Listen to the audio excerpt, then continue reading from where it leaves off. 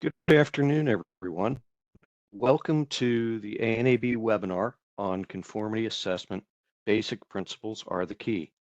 As you enter the webinar, you'll find that all attendees are muted, and we would like you to submit your questions into the chat box. You'll find that, and we should be able to answer those at the end of the presentation.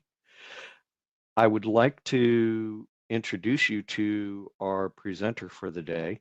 His name is Keith MOWRY. Keith is a senior manager of business development with ANAB. Keith collaborates with all clients and schemes in all fields of conformity assessment and is active on the ANSI International Conformity Assessment Committee, which is the U.S. mirror committee to ISO-CASCO. Keith coordinates ANAB's participation in standardization activities across all 17,000 series standards to ANAB staff, assessors, clients, and stakeholders.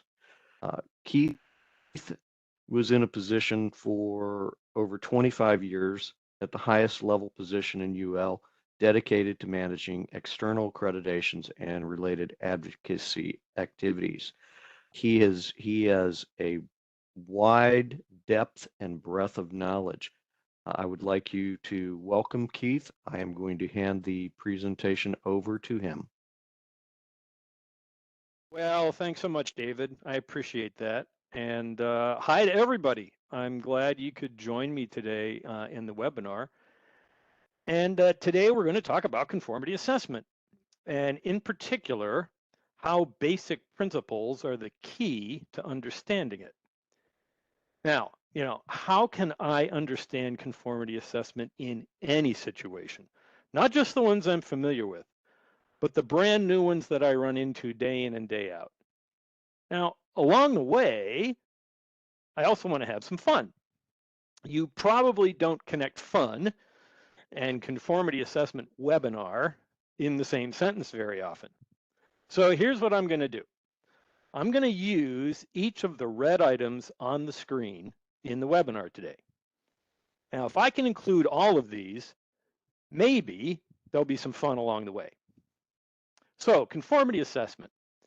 It seems like lots of people know about conformity assessment, or at least have heard about it.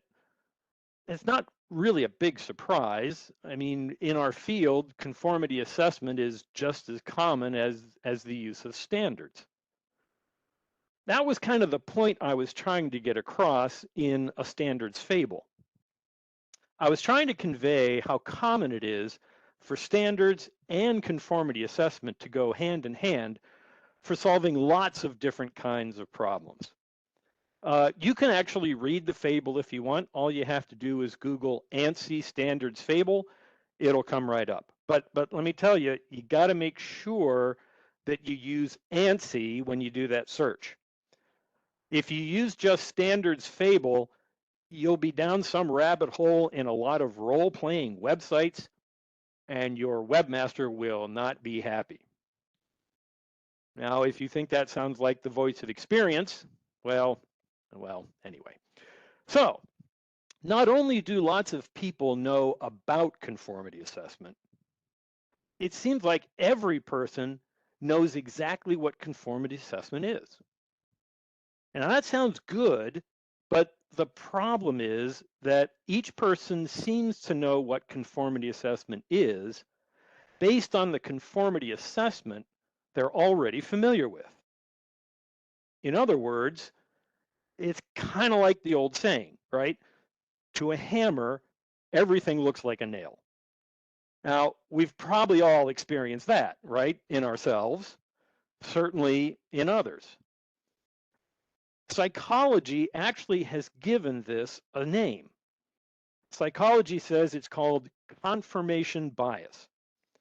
It's the tendency of people to favor information that confirms or strengthens their existing beliefs or viewpoints.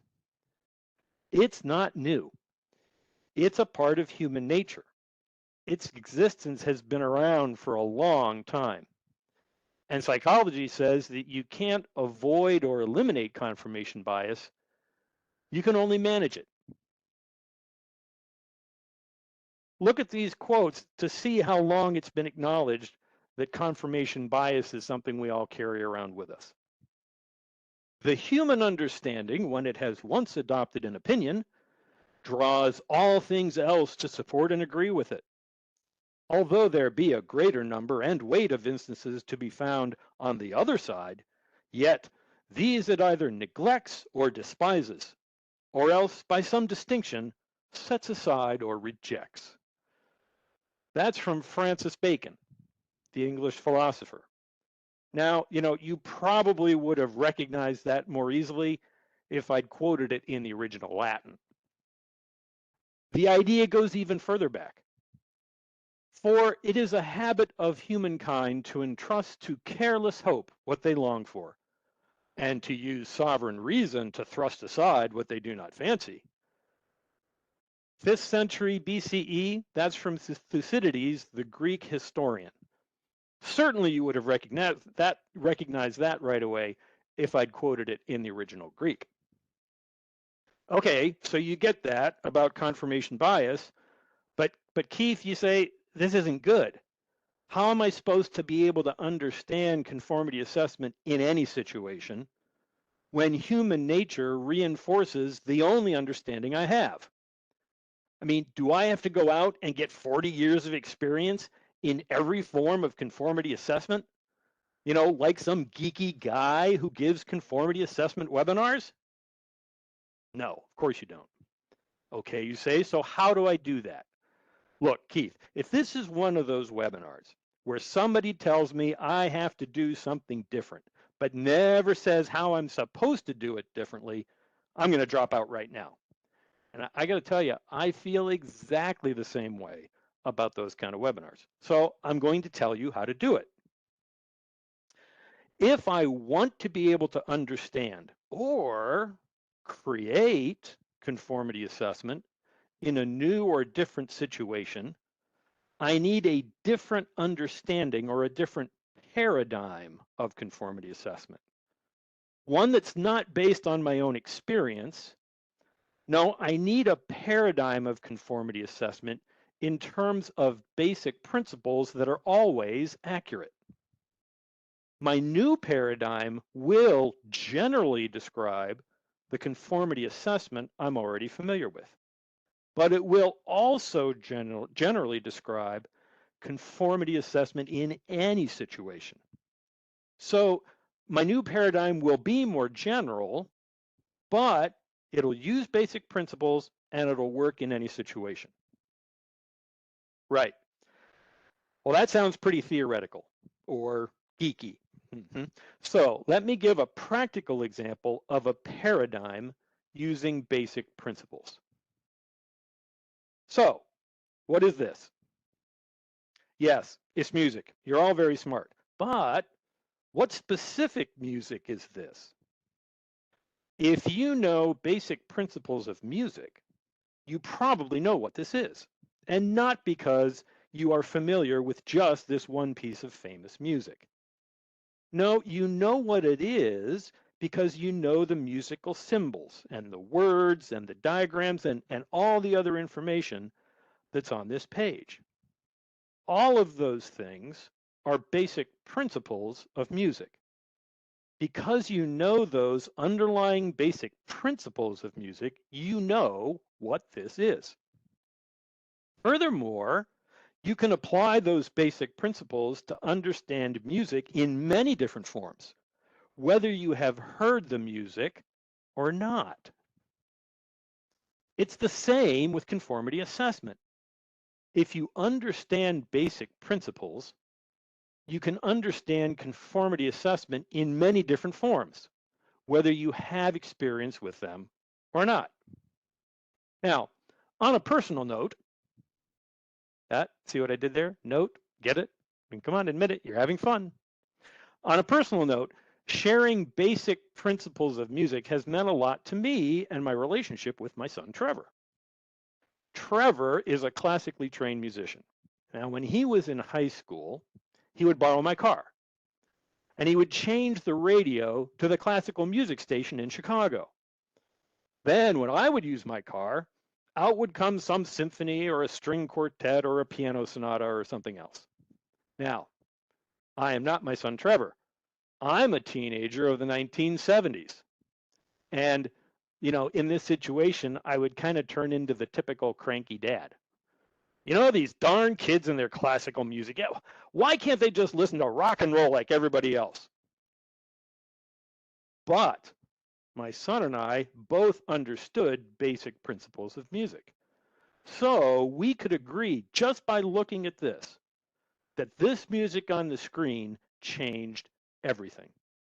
Nothing in music was the same for us after we heard this.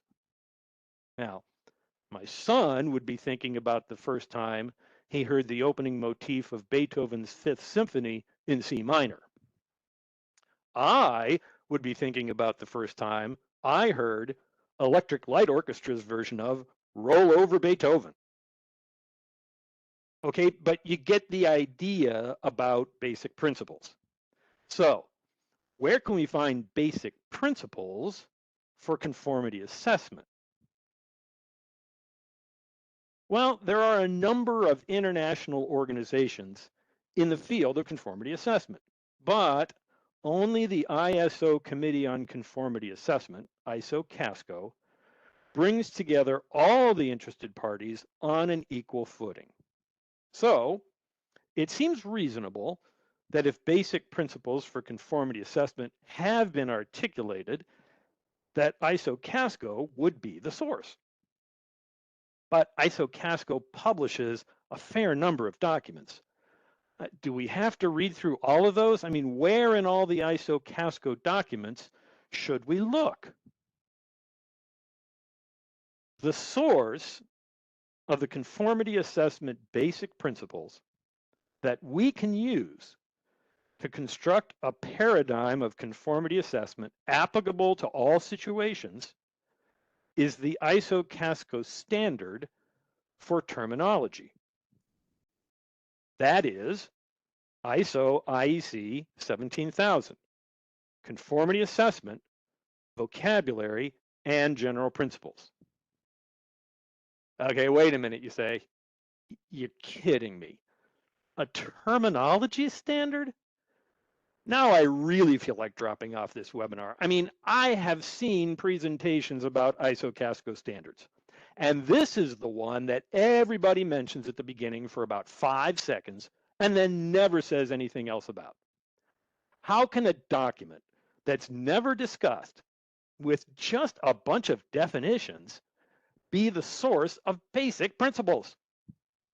And besides, the only thing more boring than a terminology standard is some geeky guy who likes to talk about terminology. I seem to remember somebody saying that this webinar was going to be fun. Now, I would agree with almost all of that. Well, I'd agree with the part about the bunch of definitions. A bunch of definitions is not a source of basic principles. But a bunch of definitions is a dictionary. It's not a terminology. If you read the introduction, you will find out that a dictionary provides the meaning of words as they are currently used. As the users of the language change the meaning of the words, dictionaries change the definitions. That's why you can look up words in old dictionaries and see meanings that are completely different than what you would expect. Some of those words you couldn't possibly use in a public webinar here in 2023, but they were perfectly acceptable 80 years ago. The webinar police would not stand for that. Now, if any of you are fans of W.C. Fields movies, you certainly know one such word. You can bank on that. But anyway, ISO IEC 17000 is not a dictionary. ISO IEC 17000 is a terminology, and a terminology is different than a dictionary. A terminology organizes a set of concepts. and their relationships to each other. The definitions in a terminology describe the unique characteristics of a concept, characteristics that make it different than any other similar concept. In addition, a well-written terminology will also indicate the relationships between the concepts it defines. This is where we find basic principles of conformity assessment. In these definitions and in these relationships between the concepts. Now, it still sounds a little theoretical, so let me kind of show that with an example of how terminology can be a source of basic principles. And we're going to use a concept that has absolutely nothing to do with conformity assessment. We're going to use the concept of railroad. Here on this screen, we see 3 dictionary definitions of railroad. Take a minute now and just read all 3.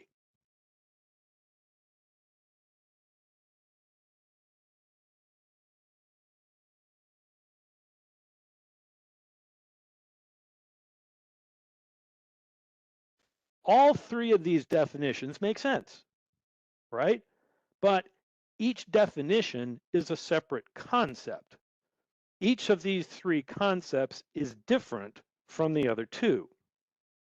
Now, if I am talking about a railroad and I'm thinking about definition 1, and you are hearing me, but you're thinking of definition 3, we could have a misunderstanding. That same misunderstanding could happen based on the words in the text of a standard. Terminologies are created to prevent those misunderstandings. Now, in a terminology, one of these 3 concepts would be assigned to the word railroad, and railroad would mean only that one concept. Other concepts related to railroad would be defined and labeled with different words. The relationship between the concepts could be captured in diagrams. In fact, there's an ISO standard for creating terminology that shows how to create those concept diagrams.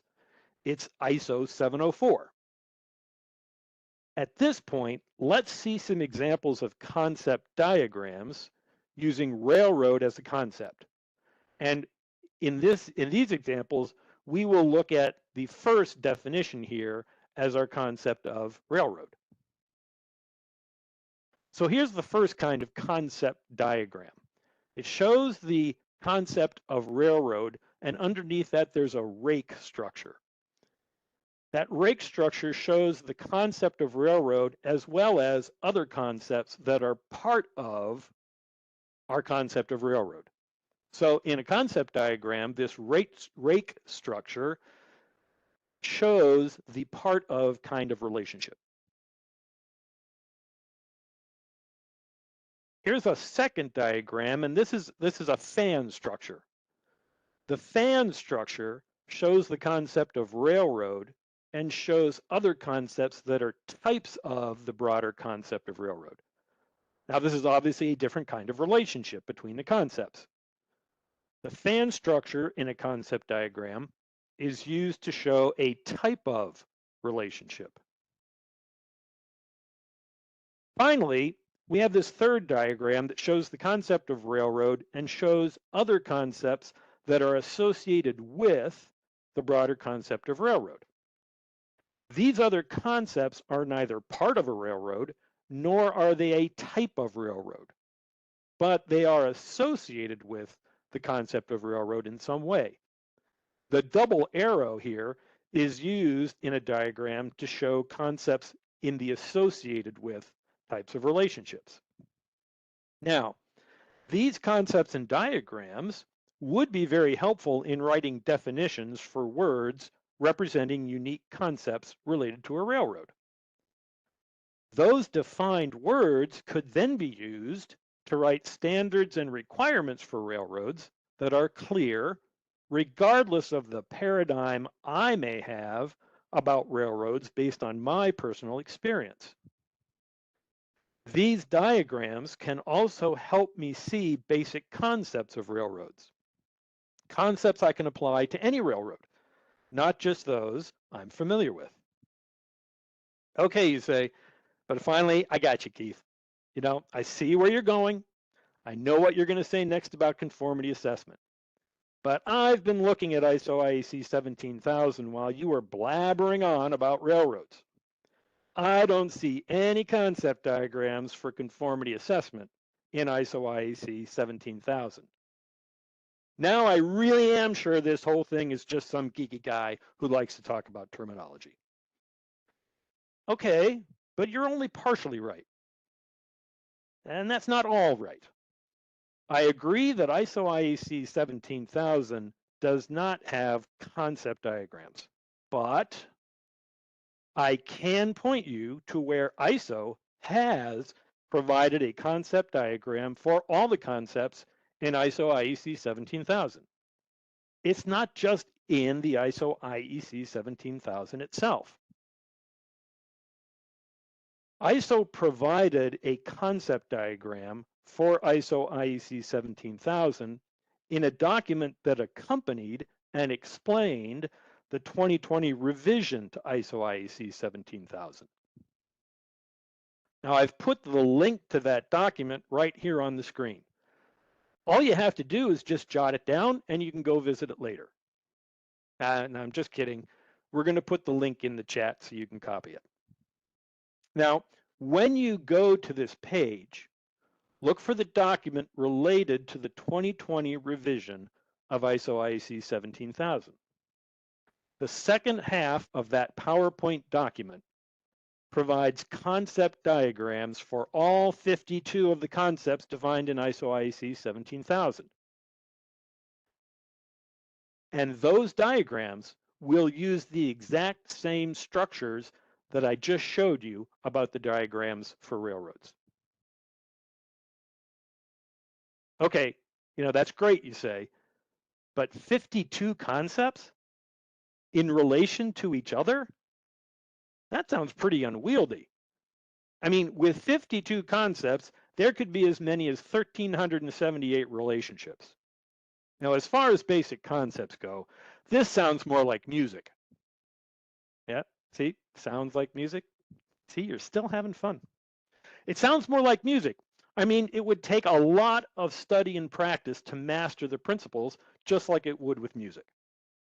So, how does all this ISO IEC 17000 complexity provide a workable paradigm that I can use and that I can learn maybe in an afternoon to understand or even create conformity assessment in a new situation?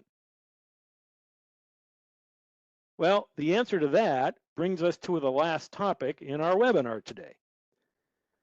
Within ISO IEC 17000 and the underlying concept diagrams, there is a set of 10 key concepts that can be used to create a universal paradigm of conformity assessment. The paradigm is based on the characteristics of those concepts and the relationships between the concepts.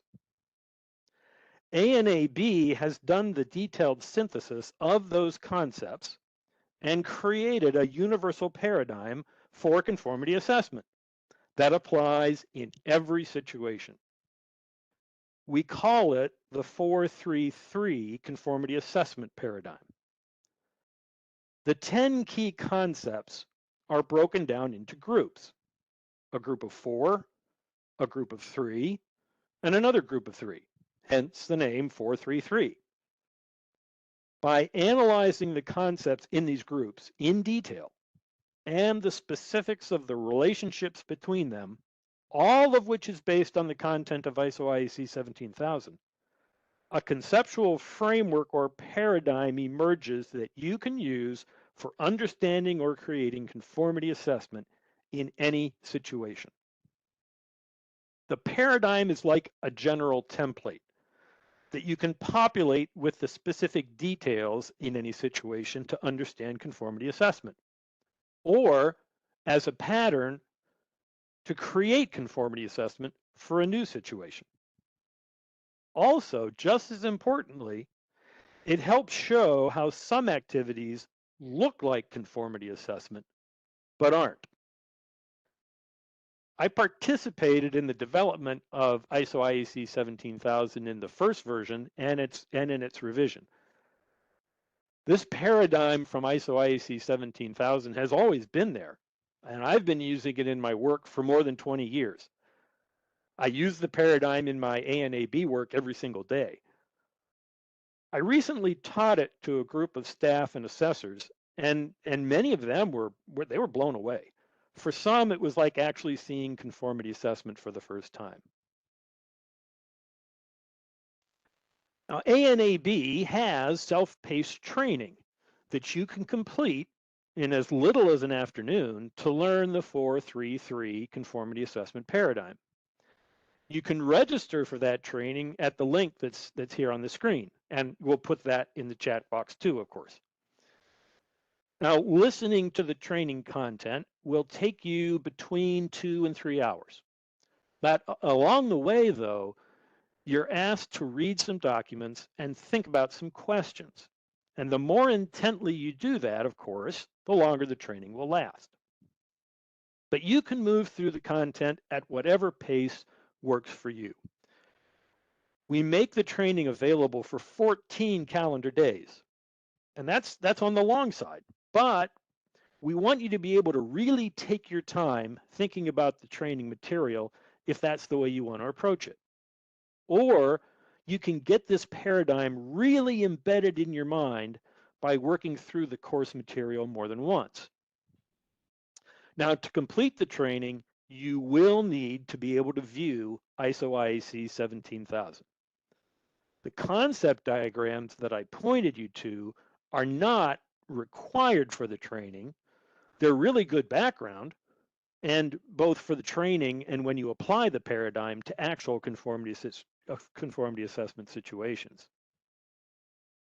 The training includes case studies, and they're included so that you can try out the paradigm in conformity assessment situations that are completely new to you. And the quizzes in the training, they not only test your understanding, but they'll also help clarify the material. Now, there's just one thing. The narrator on the self-paced training, he's a little geeky, okay? But he keeps you engaged. You'll know what I mean when you hear him. So we must be here at the finishing part of our webinar because I've been able to tick off all the topics that I said I was going to include. So to end where we started, conformity assessment is really all about the basic principles. In conformity assessment, basic principles really are the key. And with that one last parting pun for all musicians out there, I'll turn it back over to David.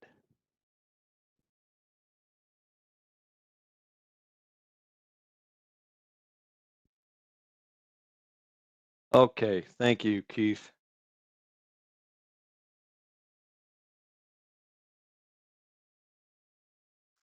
All right, so some of the additional resources we have, the webcasts, the webinars, blogs that we have about our training and the training itself, you can find these here. The recording of this webinar is going to be available on the ANAB webinar page for you to review at your leisure. There are some questions for Keith. Some have come in during the presentation. If you have any questions now, I would encourage you to ask those in the chat. Keith, the first question was on your definition of railroads. Steve Spencer said his definition was to be run out of town or railroaded. Could you comment on that and other definitions? You bet. You bet. Now there's a concept for railroad, right? And that would lead us into a whole new family of related concepts.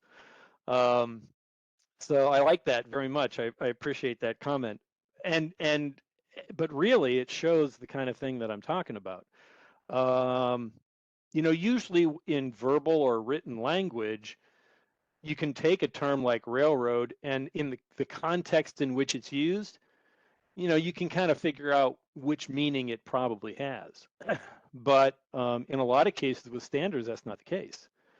So so that's why terminology comes along, and that's why for some people they get a little frustrated with terminology because they read the terminology and they think, well, that's not what that word means.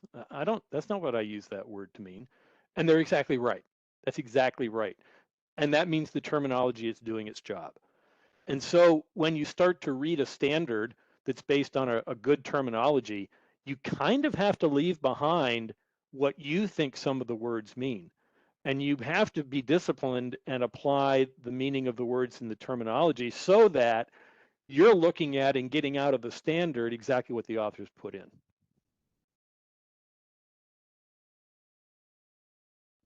Perfect. Thank you, Keith.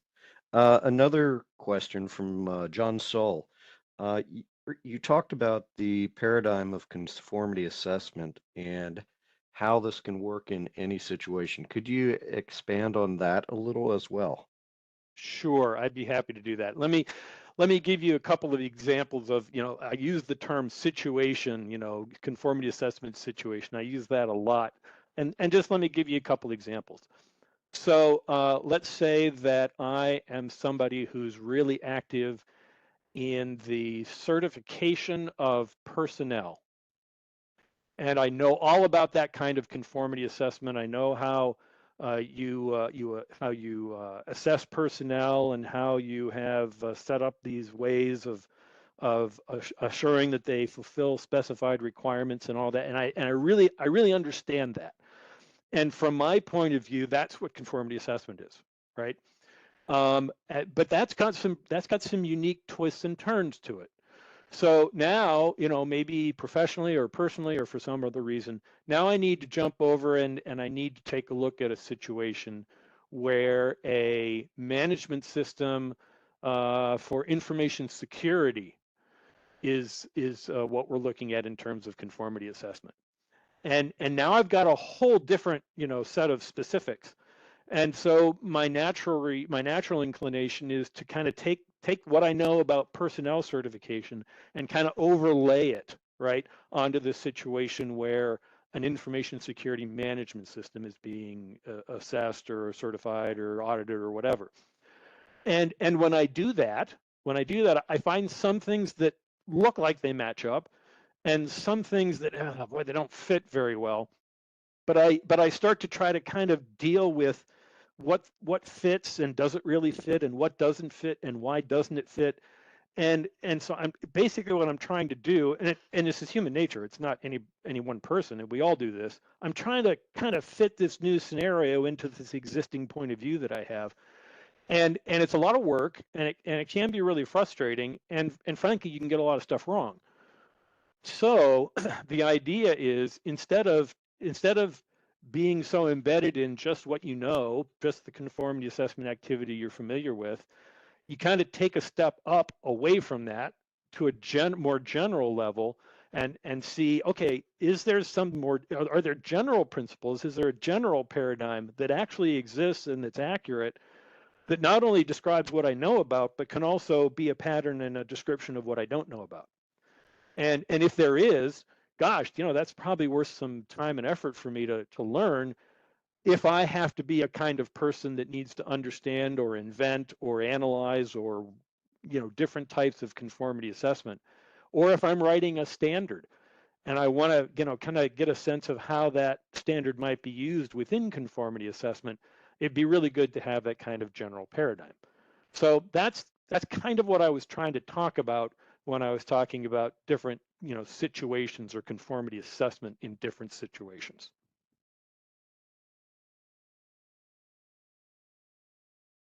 Keith, there's one more question. I think the training that you're talking about would be good for the management in my organization because we are a 17065 organization, but I don't know how to convince them of that. Mm. Right. Well, and this is kind of a generic question, isn't it? And there's another old expression that I really like, and that is, never try to teach somebody who doesn't want to learn. And so the trick in this situation, it seems to me, like in many comparable situations, it's not how do you get them interested in the training course, it's how do you get them interested in wanting to learn. And of course, and I'm full of old sayings because I'm old. Another old saying is, with the rich and powerful, always a little patience, which means be careful, um, because the rich and powerful don't necessarily want to be taught or want to have their eyes opened about things they may be interested in learning. Still, at the same time, you could, for example, if you took the training and were able to demonstrate to them how effective it was in a couple of different situations, it would seem to me, that in your organization, one of two things would happen. Either you would look like the smartest person on the planet, whenever somebody needs to understand a new situation of conformity assessment. Okay, well, I like that. Check that box. But at some point, the organization would say, how do we get more people like this? How do we get more people who can understand this and put it in these terms that we can all understand? We don't need 1,000 people like that, but we sure would like to have more than one. And at some point, you have to be, and you got to be watchful for this, right? It's just the way you interact with other people. At some point, you have to be watchful for when somebody in management says, how do I understand that? Is there something I could do to understand this, because it seems really valuable? And that's your open door. And that's, in my opinion, that's what you always have to do. You always have to dialogue and care and interact with people and help them get to the point where they ask the question that you already have the answer to. And then the nice thing is, you say, well, yeah, in a couple hours you could actually get this overview. And once you learn it, if you and you practice it, a few times, it becomes ingrained. See, it becomes your new paradigm. Literally, it's like a habit. And at some point, you kind of forget that you used to look at the world in a different way. So, I know that's pretty long-winded advice, but in terms of influencing your boss, which is the generic, that's what this generic question is all about. Influencing your boss is all about kind of leading by example. Keith, we have a comment and another question. The Great. comment is from Nandini Murthy. To give an example, being on the other side while being audited, I've noted many auditors from SCC that commit this error. Oh, And are you then are you the referring question, to yeah. So the error I think you're referring to is, so an assessor, an auditor, right? And that can be any kind of an auditor. An auditor shows up and they have a preconceived idea of conformity assessment, or even a particular form of conformity assessment. Now, in my work at UL, I was sitting on that side of the table for pretty much my whole career. And I worked with a lot of assessors in a lot of different kinds of audits and so on and so forth. And I saw this confirmation bias firsthand, really consistently. All that means is that they're human, and it's human nature. But at the same time, all of a sudden the assessment can take twists and turns that are based on some other viewpoint of conformity assessment that may not necessarily really be applicable to what we're talking about right now in this particular assessment. And what I found that an effective way of working with those kinds of assessors was to start to interact with them at the more basic principle level, right? So if they were assessing me as if I were a testing laboratory, but I'm really being an inspection body, right? And I'm getting accredited or assessed as an inspection body, and they were starting to go down a road of assessment that it was pertinent to testing laboratories, my approach would be, well, okay, but hold on, I'm a little confused. And I would start to talk about basic principles, and I'd start to talk about, well, I'm an inspection body, and we're dealing with the requirements for inspection bodies, and it doesn't seem to me like I'm seeing the thing in the requirements that you're discussing here. I understand that as a testing laboratory. Yeah, I get that. But I think this is a little different thing. And frankly, the understanding these basic principles and having this paradigm, right, that it helped me show them how things are different, right, from their situation to my situation. But at a general principles level, we're really talking about the same thing, but we're looking at it from two different points of view. So your comment really rings true for me. Yeah, I've been on that side of the table and experienced that for years. Okay. From Paul Taylor, we have a question. Is there a hierarchy of conformity assessment valuations, some being better than others? For example, in determining the risk level of the assessment to correctly identify the strength of the auditee to maintain required conformity to a standard. So, okay, read that one to me again. There were a couple of parts to that. Thanks. Is there a hierarchy of conformity assessment valuations, some being better than others? For example, in determining the risk level of the assessment to correctly identify the strength of the auditee to maintain required conformity to a standard. Yeah, there's a lot in there. Yeah, there is a lot in there. I'll try to unpack it as best I can. Um, sounds like a really good webinar topic, but I'll deal with it at a general level. I would say that there is not a hierarchy of conformity assessment in terms of dealing with those topics. Okay, I think, and as I think about this paradigm that I have that I use at this general level, I think you are asking about some details of a particular, what we call an occurrence of conformity assessment. We kind of explain that in the training. But in a particular occurrence of conformity assessment, you do have to start dealing with some of that level of detail, right? But you don't necessarily have to deal with that level of detail in every occurrence of conformity assessment. So, in terms of, you said risk management, in terms of I think the capability of the assessor and the ability of the firm being audited to be fulfill requirements on an ongoing basis. If I think I understood that correctly. Do is there a hierarchy of conformity assessment that you can use to address that? Generally, I would say no. You have to address that case by case. And that is, and when you apply this general paradigm, you kind of see very quickly that there is a high degree of subjectivity in all conformity assessment activities. Even something as routine as some tests, there's still some subjectivity there. And the basic paradigm will also help you understand why conformity assessment can still deliver tremendous value, even though there can be a heavy dose of subjectivity. In this case, the subjectivity is, the strength of the assessor. What do I assess? How much do I assess? How often do I assess? But that, dealing with that, is there's no kind of hierarchy. I hope that at least got to the things you were talking about. Good. Keith, that's the rest of the questions that we have. If you have questions about this content, or if you have questions about other training that ANAB offers, you can contact us at training@anab.org, or for accreditation services, you can contact us at anab@anab.org.